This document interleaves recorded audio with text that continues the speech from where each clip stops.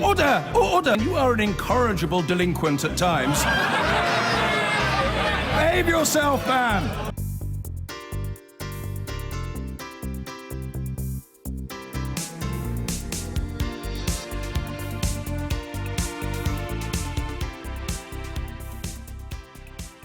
I'm thrilled to be joined by Michelle O'Neill, the Vice President of Sinn Féin and their leader in the Northern Ireland Assembly, which, of course, hasn't been sitting for a while.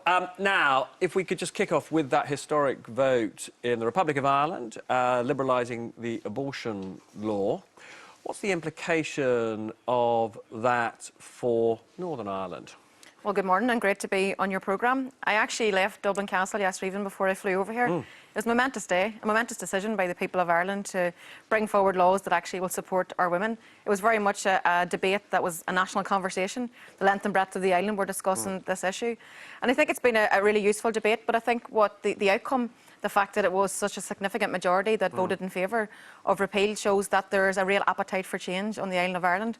I think Ireland itself has changed considerably. If you look at where we were traditionally seen as a conservative sort of country and where we are today, you know, the fact that vote went through yesterday in such a big majority. But again, what we have is the people in the north left out, not being denied their rights. We're going to have this progressive change in the south of Ireland, but the people and the women who live in the 6 counties will be denied this. So there is now this what looks like an extraordinary anomaly. I mean, you were getting people from the Republic coming to the mainland of the UK to have abortions. You could now envisage, in theory, people in Northern Ireland going to the Republic for abortions, which would be an astonishing phenomenon. You now, I think, would like a liberalisation of the law relating to Northern Ireland, but it's a sort of reserved power, isn't it? I mean, would you be in favour of the government in Westminster liberalising the law in Northern Ireland, or is this something that has to be done by the Northern Ireland Assembly? Well, like most things, I would much prefer that we had an institution up and running, that we had a Northern Ireland executive up and running, that we had ministers there taking decisions on this issue and many, many other issues. Unfortunately, because of the political breakdown, unfortunately because the DUP are more concerned about the relationship over in Westminster at this moment in time with the Conservative government, we do not have an institution in order to take these decisions. Well, I want to come back to this issue, but we're going to go to Allegra, who's going to sort of cover some of this as it were. But I do want to be sort of clear, as it were. Would you encourage MPs in Westminster to put this onto the Westminster agenda now, liberalising the law in Northern Ireland? I think the fact there's a recognition, even here in England, that the law needs to change in the north of Ireland is a good thing. That is a good thing. That is a good thing. I ultimately would want to be a legislator that takes the decisions. I want us to take the decisions. In the absence of having institutions, then we have to find a way to deliver rights, because the north is becoming a backwater. The north is becoming a society where if you want language rights, if you want same-sex marriage, if you want women's health dealt with, we're being denied that because of the political unionism's position on a rights-based society. OK, and of course the other big news of the weekend is the vote on abortion, the referendum in Ireland, where there was a huge overwhelming majority to change the law there, and that has provoked some action here in the UK, where we've seen quite a lot of Tory female MPs and ministers coming out and saying they would like to see a change in the law in Northern Ireland. Yeah, I mean, it would be astonishing if we were left in a position where Northern Ireland had more restrictive abortion laws than Southern Ireland. And clearly, Penny Mordaunt's been very clear, the Equalities Minister, that she wants to see change in Northern Ireland too. I think there are 2 problems here. One is, obviously, that the DUP, Theresa May relies on the DUP for a majority, and it's very pro-life. And the other one is that at the moment, in theory, abortion is a devolved matter. It would be for the Stormont Assembly in Northern Ireland to decide whether abortion law changes, but that's not really functioning at the moment, so the mechanism by which that actually happens is kind of unclear. But I think it's clear that Parliament would vote for reform. We're seeing some of the pictures here of people celebrating in the Republic after that vote came in. I mean, is it any of Westminster's business what the abortion laws in Northern Ireland are? Well, firstly, it's being asked of Westminster. It's going to be asked in Parliament, going to be asked of the Prime Minister. We hear Cabinet Ministers talking about this now, and whether Westminster wants it to be its business or not, it clearly is landing at their feet. From Conservative Home's point of view, our view is that probably a referendum would be a good way to resolve this in Northern Ireland. And frankly, it would be bizarre if Northern Ireland was the only part of the British Isles which continue to have these restrictions now. And I suspect that all the polling seems to show that there's clear appetite among the people of Northern Ireland Ireland. What, of course, twists people's heads round and round is that people who hated referendums last week are now cheering the outcome of a referendum. People who support devolution are now saying Westminster should impose direct rule on abortion. Ultimately, it's got to be a matter of conscience, firstly for MPs and secondly for people in Northern Ireland. And can it only be settled with another referendum, really, in Northern Ireland? Not necessarily, no. And I think it's disappointing that Theresa May hasn't expressed congratulations or solidarity with the Irish people on this historic... Not surprising, though. Sorry? It's not terribly surprising that she hasn't said anything about this. Why not, though? I mean, she surely supports the moves in Ireland for greater rights for women. I mean, it is. I would have thought that, you know, she's found time to tweet about the cricket this morning, so why not any mention of this referendum? And look, if the DUP don't want abortion in Northern Ireland, then they need to get their act together in Stormont, because at the moment there's no Northern Irish executive. But really, you know, I think that there is a majority in the House of Commons for extending the right to abortion across Northern Ireland as well. So I hope that the government does that. All right. There have been calls for reform of Northern Ireland's strict anti-abortion laws following the referendum in the Irish Republic, which overwhelmingly backed change there. Sinn Féin said a way now had to be found to deliver rights to women in the north. But the Democratic Unionist Party said Northern Ireland should not be bullied into accepting abortion on demand. Our Ireland correspondent Emma Vardy reports. This was a seismic moment, marking a shift away from the country's once strict conservative beliefs. 2/3 of Irish voters backed repealing the ban on abortion, and the reverberations of this decision are being felt elsewhere. This has very much been a national debate. People the length and breadth of the island have been talking about how we need to support women. Our policy is the same from the north of Ireland right to the bottom of Ireland. We want to see the same policy. We need to show care and compassion towards women. Ice cream, ice cream. In Belfast today, a sense that the debate now moves here. Northern Ireland remains the only part of the UK where abortion is illegal unless there's a risk to a woman's life. I would love to see a referendum up here. Again, political parties, you know, probably it will never happen, but hopefully it will start a bit of a conversation going. I would love the same sort of vote up here, so I would. Could it happen? I don't know, not with our government. Northern Ireland's devolved government collapsed 16 months ago, and the largest party here doesn't want restrictions on abortion to change. The DUP leader, Arlene Foster, has said her party will keep its pro-life position and that Friday's referendum in the south will have no impact on the law up here. I think there's a lot of people who would never vote for the DUP who would share my analysis of life and when life begins and the need to protect life. So I think it is a popular opinion throughout Northern Ireland that we should not have a liberalised abortion regime. We should not have the 1967 Abortion Act here. But as I say, in the absence of a devolved assembly, there's no possibility for discussion on those issues. The priority is to restore devolution, say Number 10, so Northern Ireland politicians can decide. But a number of MPs, including some from within the Tory ranks, believe Westminster should pass more liberal legislation for Northern Ireland. Compassion doesn't equal abortion, so now that the eyes turn to Belfast and to Westminster, we would say, because both lives matter, there is a better story, and we would ask our politicians to respect democracy and devolution, to give the people of Northern Ireland a chance to decide on what goes forward and don't impose anything upon us. But the resounding yes vote in the south means there's growing political pressure from those who now see Northern Ireland as drastically out of step. Emma Vardy, BBC News, Belfast. Well, let's get more now on the Westminster implications of the debate over abortion restrictions in Northern Ireland from our political correspondent Eleanor Garnier. What is Theresa May's position on this, Eleanor? Well, Downing Street is clear this is an issue for Northern Ireland and Northern Ireland only. It's focused on getting the Stormont executive back up and running again and believes it's not for politicians here to be dictating policy there. But what is clear is there are many Conservative and Labour and Liberal Democrat MPs here in Westminster who believe passionately that women in Northern Ireland should have the same rights, the same choices as women in the rest of the UK. And I think there would be a majority in the House of Commons who'd support that if there was to be a vote. And until that time, the pressure will increase on the Prime Minister, who is in an extremely tricky situation. Because remember, she relies on that alliance with the socially conservative DUP for her majority here in Parliament. She needs them to get Brexit legislation through. And they have made it clear in no uncertain terms tonight they do not want to see the laws on abortion in Northern Ireland liberalised. Eleanor Garnier at Westminster, thank you. Theresa May has congratulated the Irish people after the referendum to liberalise the country's abortion laws, calling it an impressive show of democracy. But she's now under pressure to change the strict abortion laws, which are still in force in Northern Ireland, with more than 140 MPs joining forces to call for reform. That could prove politically difficult, as Victoria MacDonald explains. History was indeed made in the Republic of Ireland after the vote to end its abortion ban. But almost immediately, eyes turned across the border to Northern Ireland, with calls for abortion law reform there.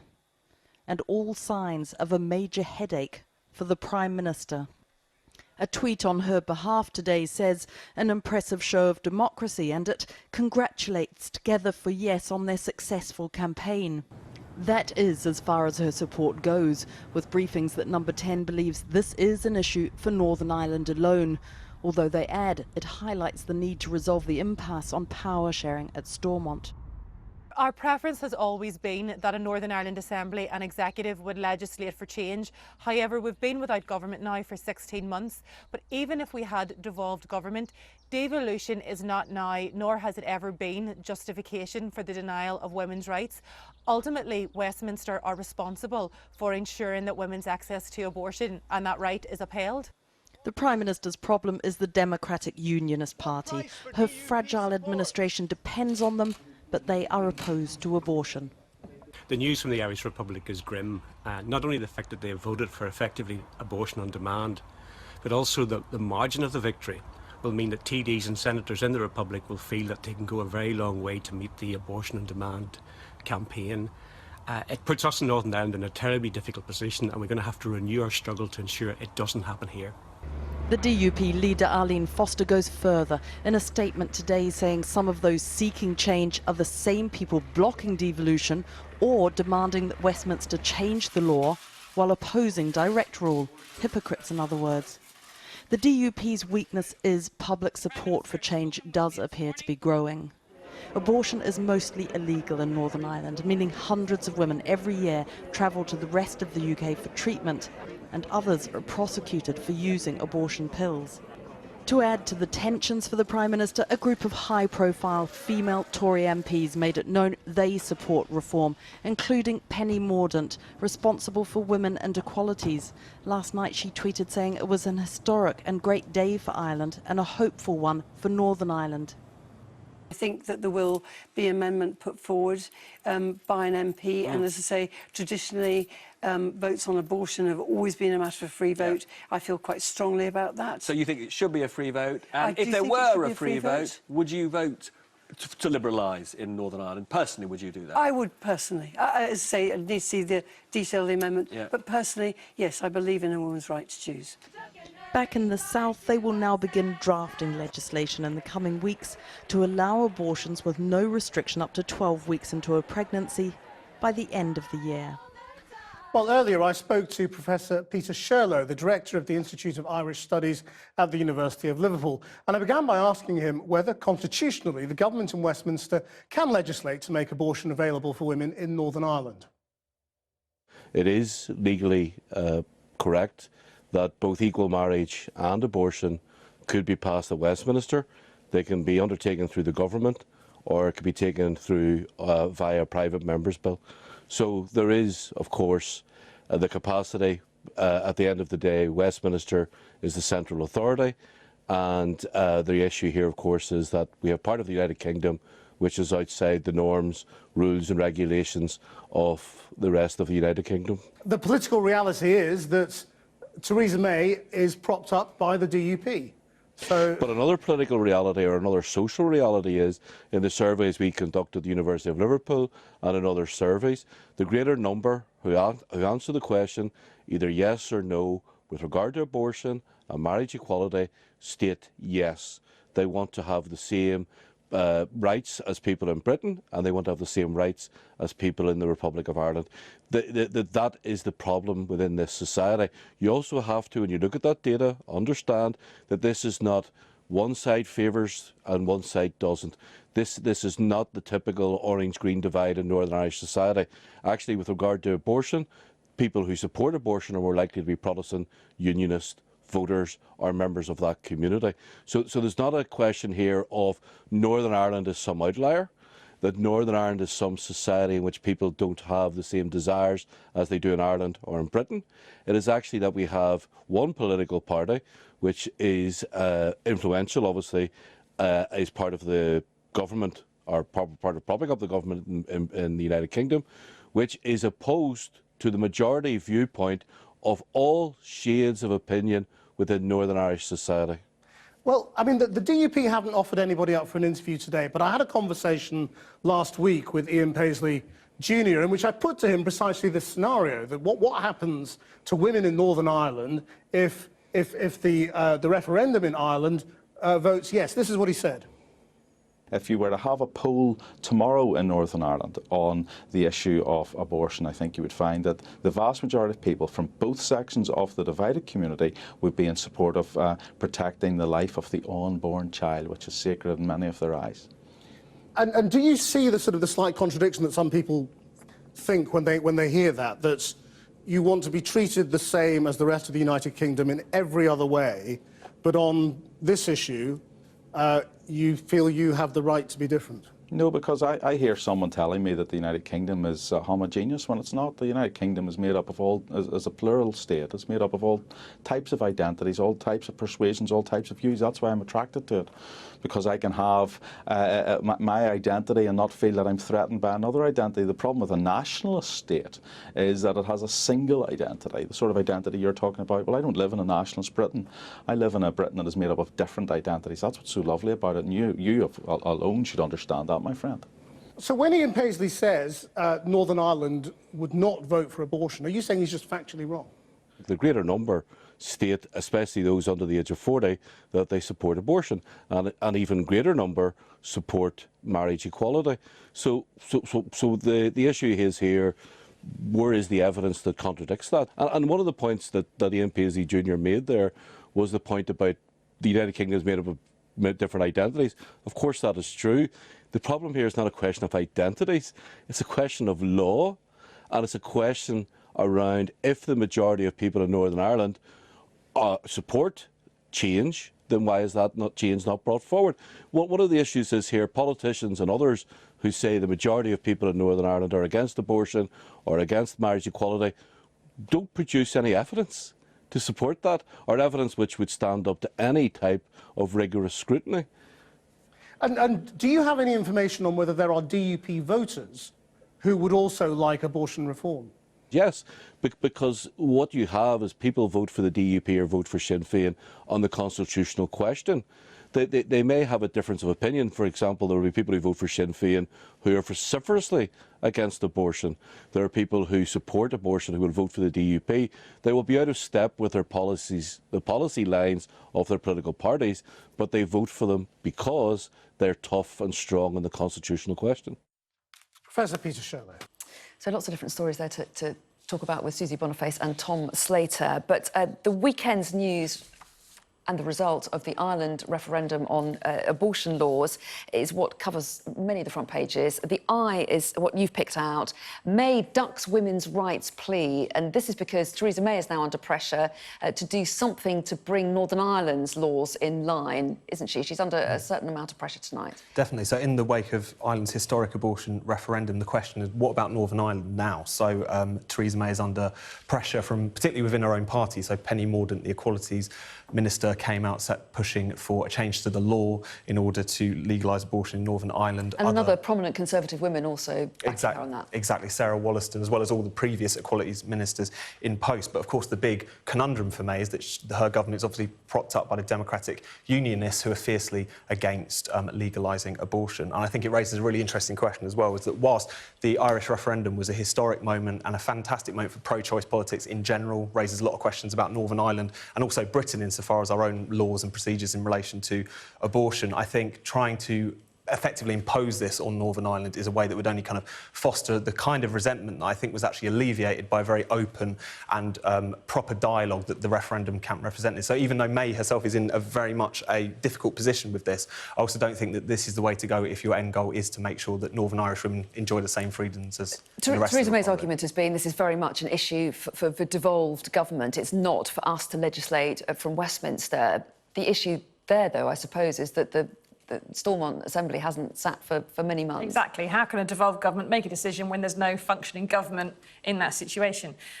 We're now in the possibility where we did have 10 Irish women a day coming to the UK for an abortion. It now looks like you could have women from even the UK, or certainly from Northern Ireland, going across the border for abortions in the Republic if they manage to get the legislation through in time. So things have changed radically and massively. And Theresa has no alternative has no way to introduce liberalised abortion in Northern Ireland. It's not going to function. She can't impose it, as Tom says, and she would lose the support of the DUP that she needs to get Brexit and every other bit of legislation through. But she also can't ignore the fact that this is necessary. Can you call another referendum north of the border? Again, you're going to have a problem there with the lack of a functioning government. And you're also, even if she calls a referendum, the DUP are probably going to withdraw token from board.